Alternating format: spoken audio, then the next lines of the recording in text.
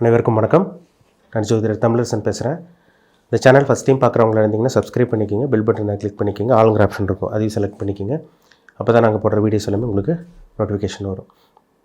இன்றைக்கி நம்ம இந்த வீடியோவில் நம்ம எதை பற்றி பார்க்க போகிறோம்னா, மேஷ ராசிக்கு பார்த்திங்கன்னா செவ்வாய் தசை வரும். அதாவது 7 வருட செவ்வாய் தசை வரமா சாபமா,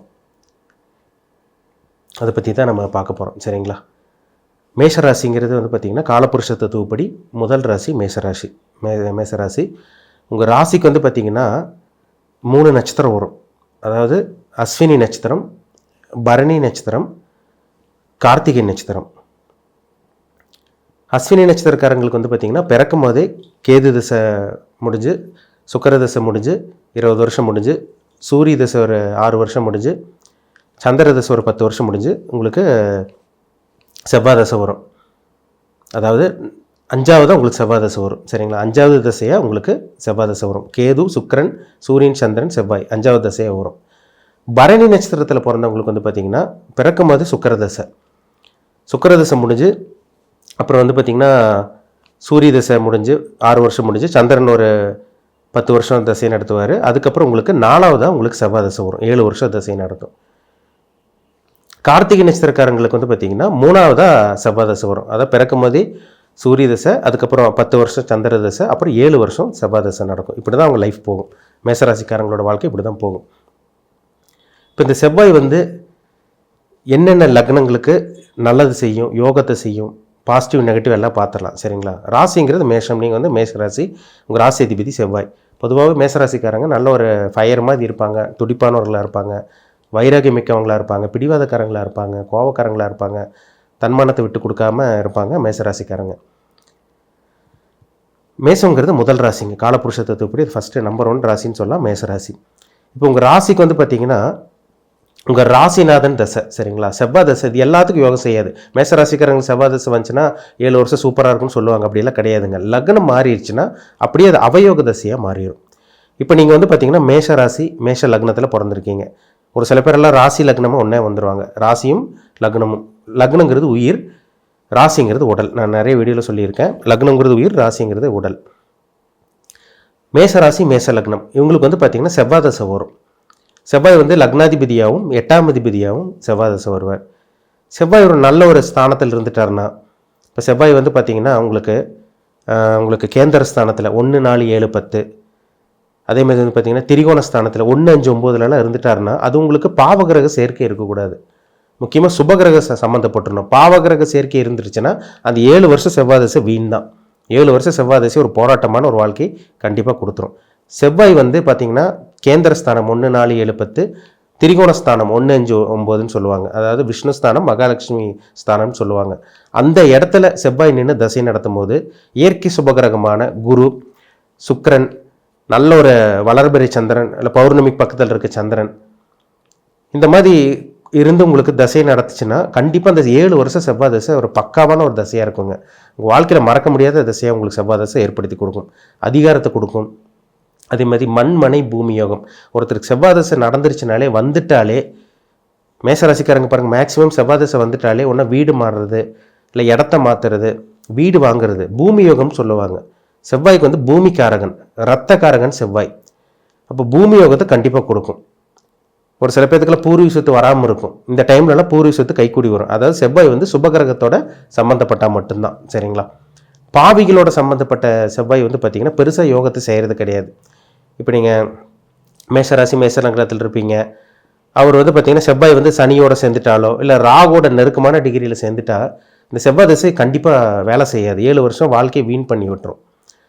நிறைய ஜாதகம் பார்க்கும்போது இந்த செவ்வாய் ராகு, செவ்வாய் சனி, அதே மாதிரி பார்த்திங்கன்னா செவ்வாய் அஸ்தமனமானா கூட செவ்வாய் திசை வேலை செய்கிறதில்ல. சூரியனோட நெருக்கமான டிகிரியில் போயிடுச்சுன்னா செவ்வாய் அஸ்தமனம் ஆயிடுவார். அப்போ பெருசாக உங்களுக்கு செவ்வாய் திசை வேலை செய்யாது. அந்த 7 வருஷம் செவ்வாய் திசை போராட்டமான ஒரு வாழ்க்கையை கொடுத்துரும். ஒரு சில பேத்துக்கெல்லாம் பாருங்கள், லக்னத்துக்கு 8ஆம் இடத்துல செவ்வாய் சம்மந்தப்படுவார், சனியோட சம்மந்தப்படுவாங்க.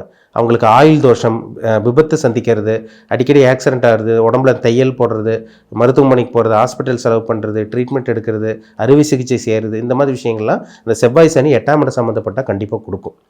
சரிங்களா. அது எந்த லக்னமாக இருந்தாலும், மேஷம் கிடையாது, எந்த லக்னமாக இருந்தாலும் அந்த விபத்தையும் அறுவை சிகிச்சையும் கண்டிப்பாக செவ்வாய் கொடுப்பார். ஏன்னா உடம்புலேருந்து ரத்தம் வெளியே போகணும். ஏன்னா ரத்த காரகன் செவ்வாய். ரத்தத்துக்கு உண்டான மனுஷனோட உடம்புல ஓடக்கூடிய ரத்தத்துக்கு உண்டான பிளானட்டே கிரகமே செவ்வாய் தான். அப்போ செவ்வாய் பாவிகளோட சேர்ந்தால் கம்ப்ளீட்டாக பாவகிரகமாக மாறி கடுமையான பிரச்சனைகள், சோதனையான காலகட்டமாக அந்த டைமில் மாறிடும். உங்களுக்கு நிறைய நெகட்டிவிட்டி, உங்களுக்கு நிறைய நெகட்டிவான விஷயங்கள், கெட்ட விஷயங்கள், இந்த மாதிரி விஷயங்கள்லாம் உங்களுக்கு செவ்வாய் கொடுப்பார். அடிக்கடி ஒரு சில பேரில் பாருங்கள், வண்டியிலும் கீழே விழுந்துட்டேன், உடம்புல வெட்டுக்காயம் வந்துகிட்டே இருக்குங்க சார், எப்படின்னே தெரியல, திடீர்னு வந்து பார்த்திங்கன்னா உடம்பு நல்லா தான் இருந்தது, வந்து பார்த்திங்கன்னா ஸ்கேன் எடுத்து செக் பண்ணும்போது ஆப்ரேஷன் பண்ண சொல்கிறாங்க, உடம்புல ஏதோ ஒரு பிரச்சனைன்னு சொல்கிறாங்க. இதெல்லாமே இந்த செவ்வாய் திசையில் தாங்க வரும். அப்போ செவ்வாய் வந்து பார்த்திங்கன்னா நல்ல கிரகத்தோடு சம்மந்தப்பட்டால் செவ்வாயினால் உங்களுக்கு நற்பலன்கள் ஏற்படும். செவ்வாய் பாவ கிரகத்தோடு சம்மந்தப்பட்டு உங்களுக்கு 8ஆம் இடத்தோடு சம்மந்தப்பட்டாலோ இல்லை 12ஆம் இடத்தோடலாம் சம்மந்தப்பட்டாலும் கண்டிப்பாக அந்த மருத்துவ செலவு, அந்த ஹாஸ்பிட்டலைசேஷன், உடம்பு ஹெல்த் கண்டிஷனில் சில பிரச்சனைகள் கண்டிப்பாக சந்திக்கிற மாதிரி தான் கண்டிப்பாக நிச்சயமாக வரும். செவ்வாய் வந்து பார்த்திங்கன்னா எந்த லக்னத்துக்கு வரக்கூடாதுன்னு பார்த்திங்கன்னா சில ஆகாத சில மோசமான ஒரு அமைப்பு இருக்குங்க. மிதுன லக்னக்காரங்களுக்கு வந்து செவ்வாய் தசை வராமல் இருக்கிற வரைக்கும் நல்லது. நீங்கள் மேஷராசின்னு கன்ஃபார்ம் ஆயிடுச்சு. நீங்கள் மிதுன லக்னத்தில் பிறந்தீங்கன்னா கண்டிப்பாக செவ்வாய் தசை வராமல் இருக்கிற வரைக்கும் நல்லது. ஏன்னா செவ்வாய் 6ஆம் அதிபதியாக வேலை செய்வார், கடன் பிரச்சனை கொடுப்பார். செவ்வாய் சுபத்துவமாக சுபகிரகத்தோட சம்மந்தப்பட்டு சுபகிரகங்களோட சேர்க்கை, சுபகிரகங்களோட பார்வை, சுபத்துவம்னு சொல்லுவாங்க. பாபத்துவம்னா உங்களுக்கு பாவகிரகத்தோட சேர்க்கை இருக்காருன்னு அர்த்தம். சுபகிரகங்களோட சேர்க்கை ஏற்பட்ட செவ்வாய் வந்து பார்த்திங்கன்னா கண்டிப்பாக அந்த நல்ல வேலை, நல்ல ஒரு உத்தியோகம், இந்த மாதிரி விஷயங்கள்லாம் அந்த மிதுன லக்னக்காரங்கள் கொடுப்பாரு. பாவிகளோட சேர்ந்த செவ்வாய் கண்டிப்பாக அந்த செவ்வாய் திசையில் கடன், நோய், வம்பு வழக்கு பிரச்சனைகள், அசிங்க அவமானம், கேவலம், இந்த மாதிரி விஷயங்கள்லாம் அந்த செவ்வாய் திசையில் கொடுக்காம போகவே போகாது. பொதுவாகவே மிதுன லக்னக்காரங்களுக்கு செவ்வாய் 6ஆம் அதிபதி வரனால கடன் கொடுக்கும், நோயை கொடுக்கும், வம்பு வழக்கு, கோர்ட்டு கேஸ் பிரச்சனை எல்லாம் கொடுக்குறதே அந்த செவ்வாய் தான். இந்த சிகப்பு நிற கட்டிடங்கள், போலீஸ் ஸ்டேஷன் போகிறது, கோர்ட்டு வாசல் படி ஏறி இறங்குறது, மன உளைச்சல் கொடுக்குறது எல்லாம் அந்த செவ்வாய் திசையில் மிதுன லக்னக்காரங்களுக்கு கண்டிப்பாக கொடுக்கும். மேஷராசி மிதுன லக்னக்காரங்களுக்கு. அதே மாதிரி கன்னி லக்னக்காரங்களுக்கும் அதே மாதிரி தாங்க. கன்னி லக்னக்காரங்களுக்கும் அதே மாதிரி தான். செவ்வாய் 8ஆம் அதிபதியை வந்துடுவார். விபத்து, மிகப்பெரிய ஒரு ஆக்சிடென்ட்டை, நல்லா போயிட்டாங்க சார், திடீர்னு ஒரு ஆக்சிடென்ட்டை சந்திச்சிட்டோம், லைஃபே புரட்டி போட்டுருச்சு, லைஃபே மாறிடுச்சு, எங்கள் வாழ்க்கை, இது வரைக்கும் லைஃப் நல்லா இருந்தது, எங்கள் வாழ்க்கை இப்படி மாறணும்னு நினச்சி கூட பார்க்கலன்னு சொல்கிறாங்க பார்த்தீங்களா. கன்னி லக்னக்காரங்களுக்கு 8ஆம் அதிபதி செவ்வாய் வரனால ஒரு பிரச்சனையை, ஒரு துன்பத்தை கொடுக்காம செவ்வாய் போகவே போகாதுங்க. 7 வருஷம் படாதபாடு பட்டுருவாங்க கன்னி லக்னக்காரங்களுக்கு செவ்வாய் தசை வந்ததுன்னா. அதனால் மிதுன லக்னக்காரங்களும் கன்னி லக்னக்காரங்களும் ரொம்ப ரொம்ப ரொம்ப ஜாக்கிரதையாக இருக்கணும். இந்த செவ்வாய் தசை வரும்போது தொழில் ஆரம்பிக்கிறேன், அதை ஆரம்பிக்கிறேன், அதெல்லாம் வேலைக்கே ஆகாது, சரிங்களா. ஏன்னா இருக்கிற வேலையில் பிரச்சனை வரும் அந்த டைமில். எந்த லக்னக்காரங்களுக்கு செவ்வாய் தசை வந்தால் நல்லதுன்னா, மேஷ லக்னக்காரங்களுக்கு செவ்வாய் தசை ஒரு நல்ல ஒரு இடத்துல இருந்துச்சுன்னா செவ்வாய் தசை நல்லா வேலை செய்யும். கடக லக்னக்காரங்களுக்கு செவ்வாய் தசை அருமையாக வேலை செய்யும். சிம்ம லக்னக்காரங்களுக்கு செவ்வாய் தசை வந்துச்சுன்னா பாக்கியாதிபதிங்கிறனால, சுகஸ்தானாதிபதிங்கிறனால வண்டி, வீடு, சொத்து, வாகனம் எல்லாத்தையும் அந்த சிம்ம லக்னக்காரங்களுக்கு செவ்வாய் தசை நல்லதாக ஏற்படுத்தி கொடுக்கும். விருச்சிக லக்னக்காரங்களுக்கு செவ்வாய் தசை அருமையாக வேலை செய்யும். தனுசு லக்னக்காரங்களுக்கு செவ்வாய் வந்து 5ஆம் அதிபதி 12ஆம் அதிபதியாக வந்தால் கூட அவர் நல்ல இடத்துல இருந்துச்சுன்னா கண்டிப்பாக பாக்கியத்தையும் அதிர்ஷ்டத்தையும் கண்டிப்பாக இந்த செவ்வாய் கொடுக்காம போகவே போகாது. அது ஒரு அருமையான தசையாக தனுசு லக்னக்காரங்களுக்கு இருக்கும். மகர கும்ப லக்னக்காரங்களுக்கு கூட பெரிய அளவுக்கு செவ்வாய் தசை வேலை செய்ய ஒரு மீடியமான ஒரு அமைப்பாக தான் இருக்கும். ஏன்னா அது பாதகாதிபதியாக வந்துடுவார் மகர லக்னக்காரங்களுக்கு. உங்களுக்கு வந்து பார்த்தீங்கன்னா கும்ப லக்னக்காரங்களுக்கு மாரகாதிபதியாக வந்துடுவார். அப்போ சில இடையூறுகளையும் கண்டிப்பாக கொடுத்துருவார். நல்லது செஞ்சு கெட்டதும் பண்ண வைப்பார் அந்த செவ்வாய் இருக்கிற இடத்த பொறுத்து, சரிங்களா. மீன லக்னக்காரங்களுக்கும் செவ்வாய் வந்து லக்னத்துக்கு வந்து பார்த்தீங்கன்னா 2ஆம் அதிபதியோ பாக்கியாதிபதியோ வரனால கண்டிப்பாக மீன லக்னக்காரங்களுக்கும் சுபகிரகங்களோட சம்மந்தப்பட்ட செவ்வாய் வந்து எந்த இடத்துல இருந்தாலும் கண்டிப்பாக கெடுக்கவே கெடுக்காதுங்க. அப்போ மேஷம், கடகம், சிம்மம், விருச்சிகம், தனுசு, மீனம், இந்த 6 லக்னக்காரங்களுக்கு செவ்வாய் தசை வந்தால் ஒரு யோகத்தை கண்டிப்பாக செய்யும். நல்ல இடத்துல செவ்வாய் இருந்துச்சுன்னா மட்டுமே தான்.